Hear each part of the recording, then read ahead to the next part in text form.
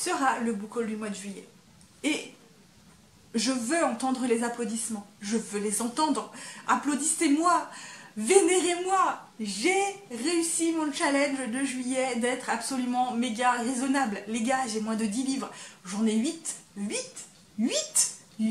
Applaudissez-moi, mais franchement, je m'épate moi-même, je m'applaudis moi-même, je l'ai marqué d'une croix énorme rouge et bien entourée sur mon calendrier parce que je suis méga trop fière de moi.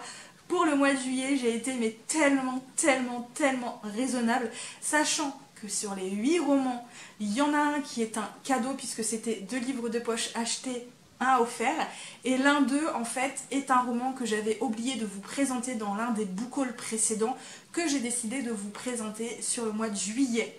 Donc au lieu de 8 livres, on peut dire que j'ai acheté que 6 livres. Amen, amen les gens. Je suis tellement fière de moi, vous imaginez pas.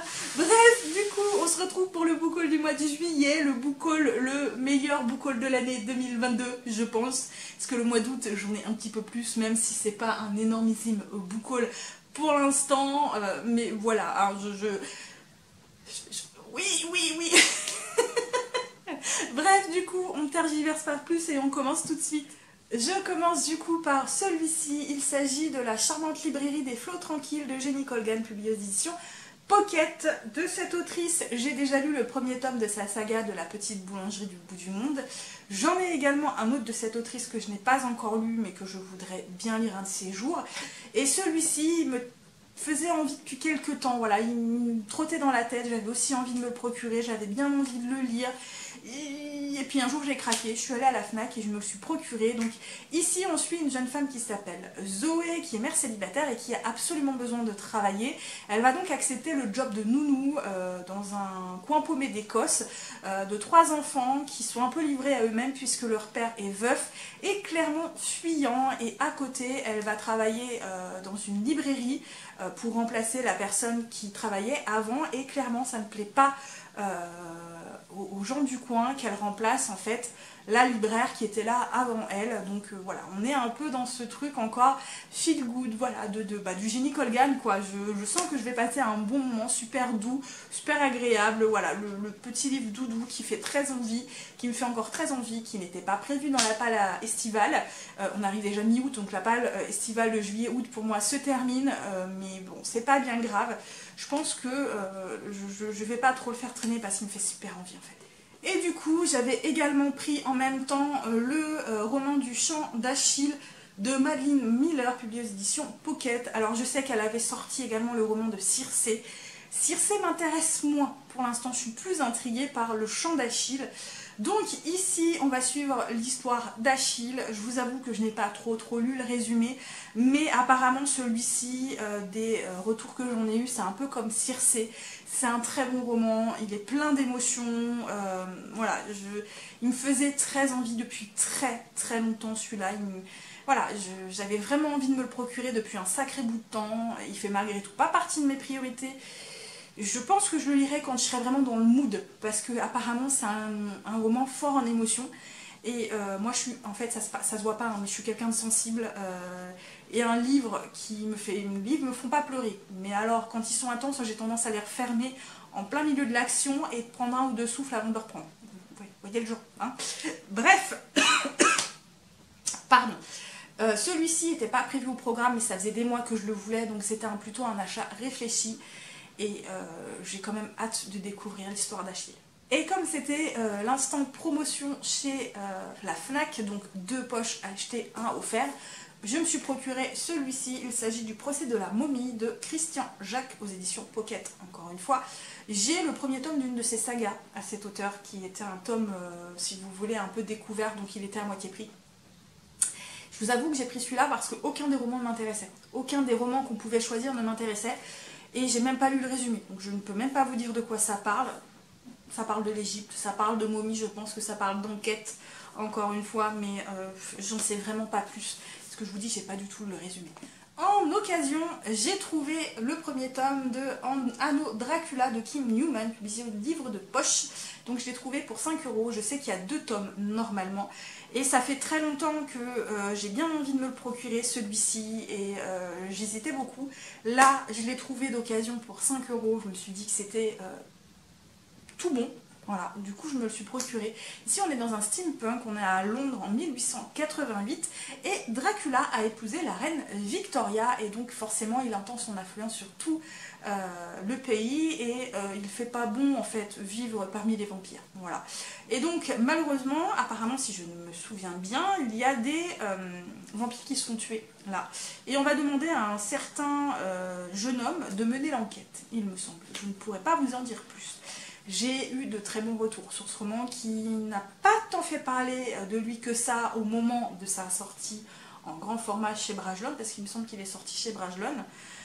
Mais du peu de retours que j'en ai eu, c'est un très bon roman, donc voilà, ça faisait un moment que je le voulais également, donc là je l'ai trouvé pour 5 €, on crache pas sur ça quoi. La valeur sûre obligatoire, évidemment le tome 8 de Spy Family, donc de Tetsuya Endo, publié aux éditions Kurokawa. J'ai toujours pas lu le tome 6 ni le tome 7, il va vraiment falloir que je me plonge dedans puisque c'est une saga que j'aime énormément, avec cette famille recomposée d'espions, de meurtriers et de petites filles qui lisent dans les pensées et qui essaient de se dépatouiller dans l'école. Il leur arrive tout un tas de choses, tout le monde essaie de cacher sa véritable identité à l'autre et c'est trop cool. Franchement c'est hyper fun, c'est plein d'action et j'aime énormément ce manga, voilà, trop bien quoi. L'achat qui a failli m'échapper.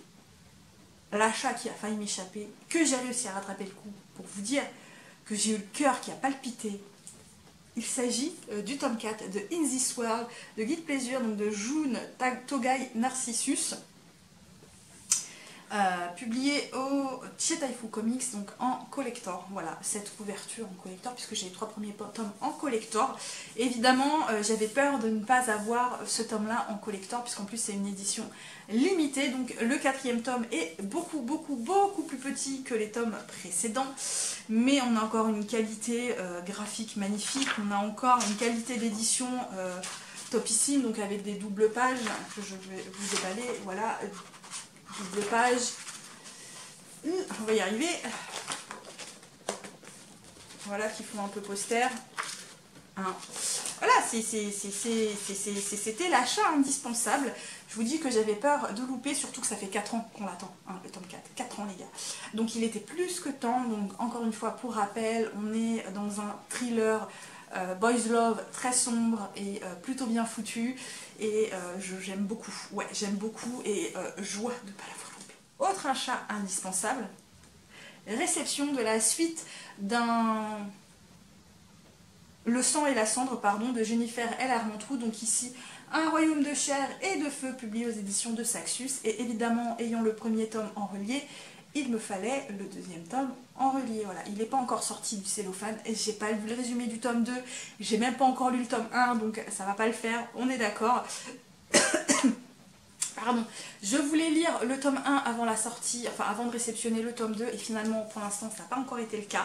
J'arrête pas de me dire qu'il faut que je le lise. La dernière fois je voulais l'emmener au boulot et en fait ça rentre pas dans mes poches à livres et j'ai pas envie d'abîmer le livre, donc voilà, mais bref, c'était un achat indispensable. Autre achat indispensable qui ne va pas tarder à être lu, il s'agit du tome 2 de Compass, donc Lueur de l'Est, de Brittany Setcheri, publié encore une fois aux éditions Gourmand dans leur collection New Romance. Je suis pas très fan de la couverture. Je sais que le tome 3 est sorti, que le tome 4 ne va pas tarder non plus, mais voilà, je ne me saute plus dessus, c'est pas bien grave. Je le procurais quand j'aurais terminé le tome 2. Donc ici, on retrouve... comment il s'appelle déjà? Je ne sais plus.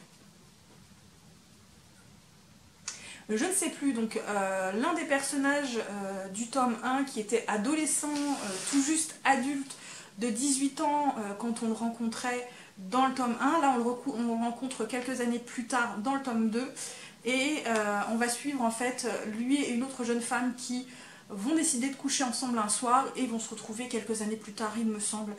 Je ne pourrais plus vous dire parce que j'ai pas vraiment lu le résumé.